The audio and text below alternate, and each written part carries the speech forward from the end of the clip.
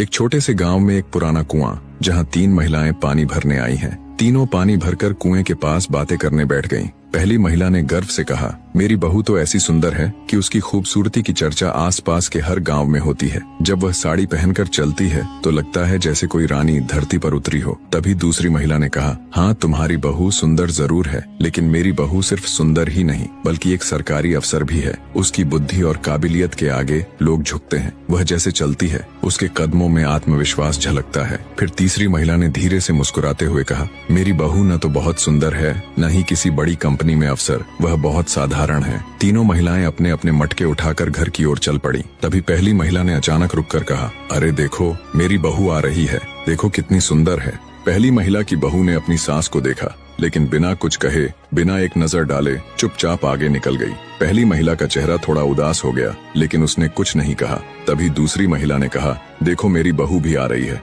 देखो कितने ठाठ से चल रही है, अफसर है ना, उसकी चाल में ही इतना आत्मविश्वास है। दूसरी महिला की बहू ने भी अपनी सास को देखा, लेकिन उसने भी कुछ नहीं कहा, बस एक ठंडी सी मुस्कान दिखाकर आगे बढ़ गई। दूसरी महिला का चेहरा भी थोड़ा मुरझा गया। फिर तीसरी महिला अपनी बहू को देखकर कहा, अरे मेरी बहू भी आ रही है, वो देखो। उसकी बात पूरी भी नहीं हुई थी कि तीसरी महिला की बहू ने पास आकर मटका उठा लिया और बोली, माँ जी ये मटका मुझे दे दो, आप थक गई होगी, चलिए मैं आपके साथ चलती हूँ। ये देखकर वहाँ खड़ी दोनों महिलाएं हैरान रह गईं। उनकी आंखों में ईर्ष्या और पछतावे के भाव उभर आए। तभी वहाँ से गुजर रही एक बूढ़ी महिला ने ये सब देखा और मुस्कुराते हुए बोली, देखो इसे कहते हैं खरा सोना। सुंदरता और पदवी से बढ़कर संस्कार होते हैं। सच्चा प्यार और सम्मान ही इंसान को महान बनाता है। दोस्तों, यह कहानी सिखाती है कि सुंदरता और सफलता से बढ़कर संस्कार और प्यार होता है, जो इंसान को वास्तव में महान बनाता है।